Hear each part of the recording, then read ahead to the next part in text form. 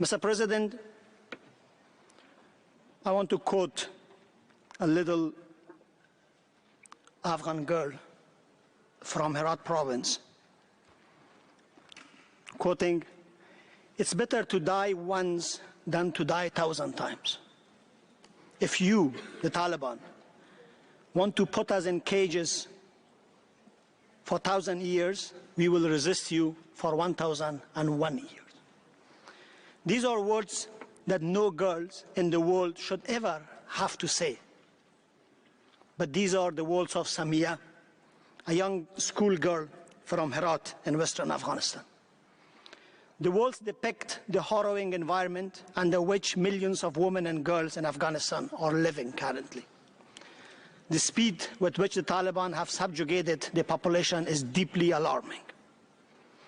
Their policies added up to a widespread, systematic, and all-encompassing attack and atrocities.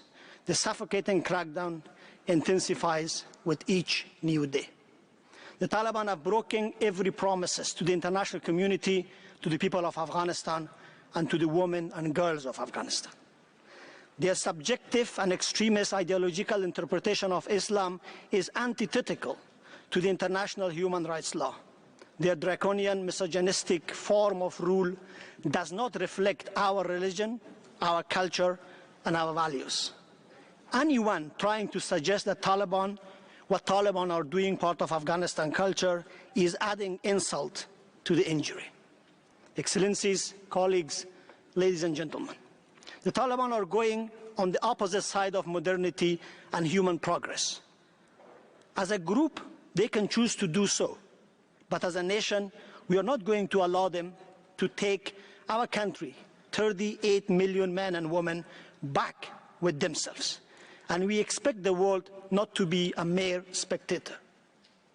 We are all human beings, born equal in dignity.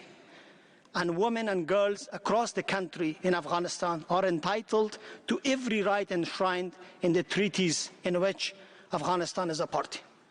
Mr. President, 1 year later, we have not been able to open the doors of schools for girls of all ages to ensure quality of education. Let's make no mistake that opening secondary schools is no panacea. It's just a basic right. Women are penalized for exercising the most basic right, the right of moving freely. Victims and survivors of gender-based violence have nowhere to turn, no courts, no representation, no support, no shelter, no independent human rights commission. Young girls are increasingly forced into marriage. Restrictions on the work have created a desperate situation for those who were the sole and primary wage earner of their family. Women remain unable to serve in the parliament, in judiciary, or civil service. Conflict, poverty, food insecurity, and the negative impact of climate change multiplying the challenges of daily life in Afghanistan. The suicide rate is unspeakable. Women and girls belonging to the Hazara, Shia, Sufi, and Sikh communities are at the grave risk of unmanageable atrocities. As women's rights activists and defenders peacefully protest against the total affront to their right, they continue to face intimidation, harassment, arbitrary arrest, forced confession, and enforced disappearance. In the Taliban's effort to silence them, detention centers remain inaccessible, and the full extent of cruelties are still unknown. The failure to act is and complacence in the face of visible gender apartheid. We commend the work of UNAMA, the Special Rapporteur, the NGOs. However, their capacity, staff and resources are not enough to create foundation for accountability and prevention. We call for immediate establishment of an independent monitoring mechanism by this Council to document violation, abuse of human rights and international humanitarian law, to identify responsible and to provide victim redress and a venue to be heard. Any further delay will only prolong misery and can encourage impunity. Mr. President, we look forward to hearing from women of Afghanistan, their experiences and suggestions which are material to a robust dialogue and decisive action by this Council. Women and girls continue to demonstrate exceptional strength, courage, and resistance. Their dream of a better future is still alive.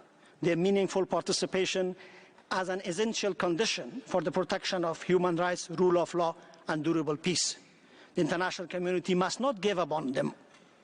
All people of Afghanistan, all people of the world deserve to lead safe, fulfilling life free from oppression. Thank you very much, Mr. President. Thank you, Ambassador. Tiene ahora la palabra. I now give the floor to Ms. Mahbouba Sarai for her presentation.